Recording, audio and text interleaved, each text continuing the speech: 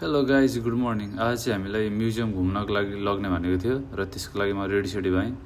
मलाई चाहिँ कस्तो देखिरहेछ गाइज, 10मा कति दिन हुन्छ र म चाहिँ यहाँ सिन्गो साइकलमा गएको थिएँ, कलेज गएँ र सबै भेला भएर हामी चाहिँ गाडीमा चढियो। सिन्सियरले नाम बोलाइरहेको थियो, को छ के छ भनेर चेक गरिरहेको थियो। अनि सिटमा बस्दाखेरि पनि सिन्सियरले जहाँ बस त्यहीँ बस्नुपर्छ क्या, सिन्सियरले भनेअनुसार बस्नुपर्छ। अनि हामी चाहिँ सेन्सीले नामहरू बोलायो, अनि त्यस पछाडि नाम बोलाउँदै भित्र छिर्दै गऱ्यौँ।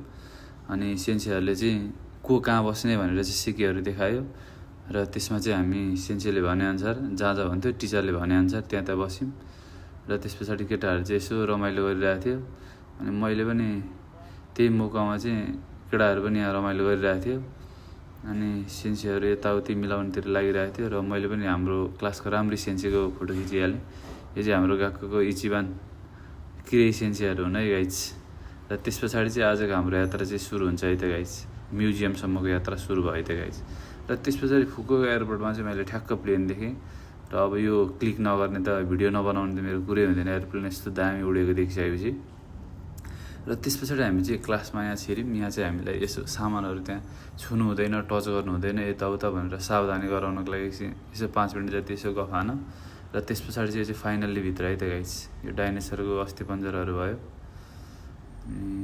त्यस पछाडि यो भित्र छिरिसकेपछिको दृश्य है त गाइज, यहाँ चाहिँ हात्तीहरूको राखेको थियो सबै अस्थिपञ्जरहरू।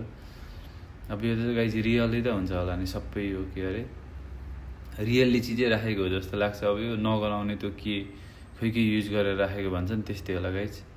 यहाँ चाहिँ धेरै थियो हामीले होइन, यहाँ बाघहरूको भयो, भालुहरूको भयो, धेरै खालको थियो क्या, यहाँ सबै थियो। यो चाहिँ गोहीको भयो। यो चाहिँ अब रियल्ली नै राखेको हुन्छ होला भन्ने मैले चाहिँ सुनेको है। त्यो चाहिँ के हो गाइज, कमेन्ट गर्नलाई त।